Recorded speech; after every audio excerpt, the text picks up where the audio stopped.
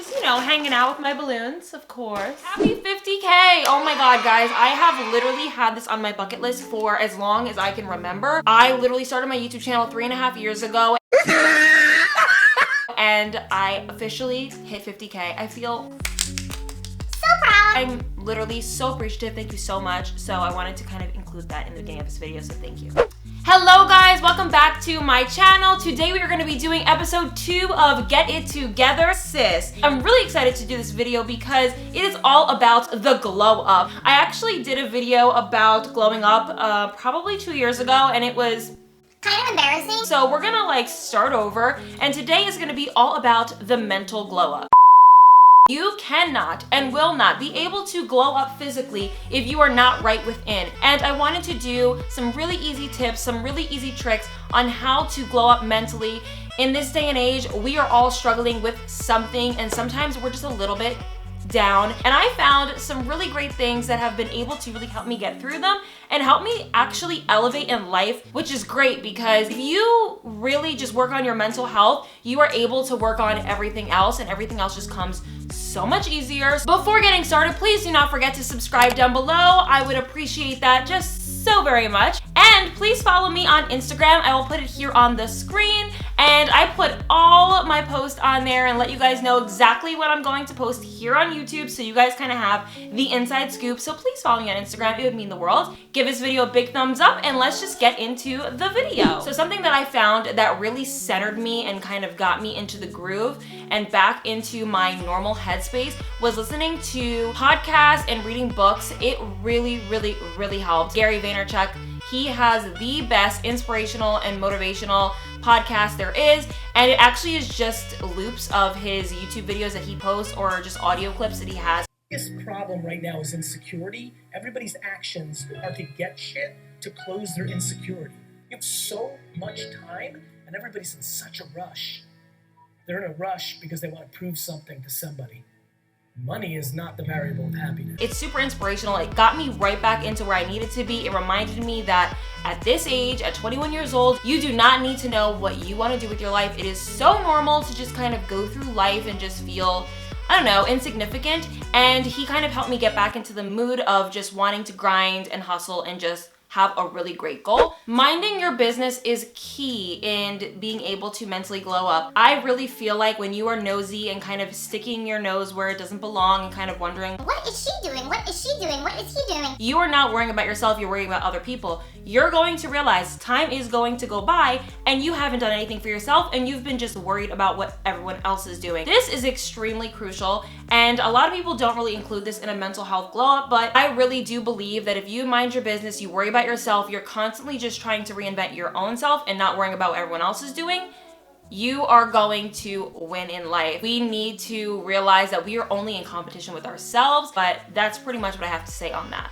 Unfollow negativity that you might have in your Instagram feed, on Facebook, on any social media website. There was an unsubscribe spree that I did here on YouTube because I just felt like a lot of the girls that I used to be subscribed to were absolutely beautiful, but I felt like they didn't have much substance, I didn't relate to them, or I just didn't feel like they were like worth my time. Like, okay, let me unsubscribe to all the people that I feel like I only subscribe to because of very vain reasons, and let me subscribe to people on here that I think actually really inspire me and make me a better person. I used to always gravitate towards beautiful people, even if they had like nothing going on, and that's honestly okay. You can do that if that makes you happy. It just didn't make me happy because I just felt like it was very unrealistic for my life, because I like to have things going on. I like to be bubbly and fun and not always have to be like all the time. I just don't feel like it's a thing that I like. I like to be completely raw and real, even if I look ugly doing it. So I definitely have subscribed to those who I think I can relate to on a more deeper level. Start doing less of what other people want you to do and start doing more of what you want to do. There was a time where I was an extreme, and I mean extreme, people pleaser, and you guys don't understand. I literally have been one of the most independent thinkers I've ever met. I know exactly what I want to do with my life. I always have. Even if I ended up changing my mind, I was like 100% sure at the moment. And that's okay. You're gonna change things in life. You're going to change your mind about this and that. And honestly, you can't allow a parent, a friend, a coworker, anybody tell you what to do with your life. Because what's gonna happen is if you end up people pleasing and following what they tell you to do and you end up not loving it down the line, you only can really blame yourself. Meditation is key to healthy mind. I didn't know this, but for a long time, I had a racing mind. I was constantly thinking about a million things a day. I'm a little bit OCD and like ADD about a couple things, and I really just need to take 5 to 10 minutes out of my day to just clear my mind. And this type of meditation doesn't have to be like sitting on the floor like this, listening to crazy music. You can honestly sit straight up in your bed, put the lights out, light a candle, and just sit there and like, don't use your phone, don't do anything other than just sit there and let your mind be free. This is really going to help with your mental health. I've done so much research about meditation and it really does work. And I do think that I even need to incorporate it more in my life now and maybe up the time a little bit, because I always say, I don't need to do that, or oh, it's not important. But it really is, and it's really going to make you be in a healthier mind space.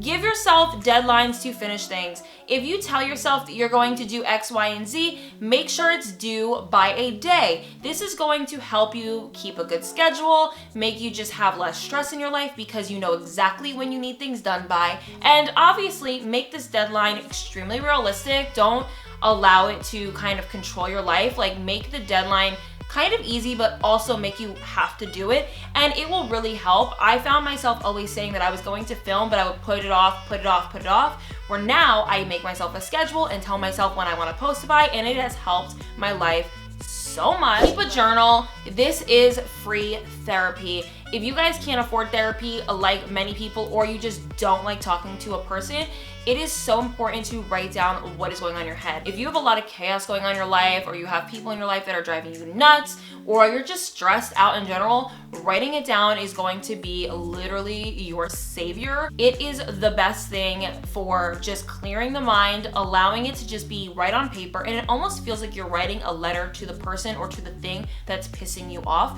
and it feels really great. So it's definitely something that you guys should try doing if you don't already. You know, you can buy a journal from anywhere, just write in it every night or whenever you're feeling like you need to write something down. It's very therapeutic, and you're going to realize how amazing it makes you feel afterwards. I've written down a lot of hateful things before, and I felt great afterwards.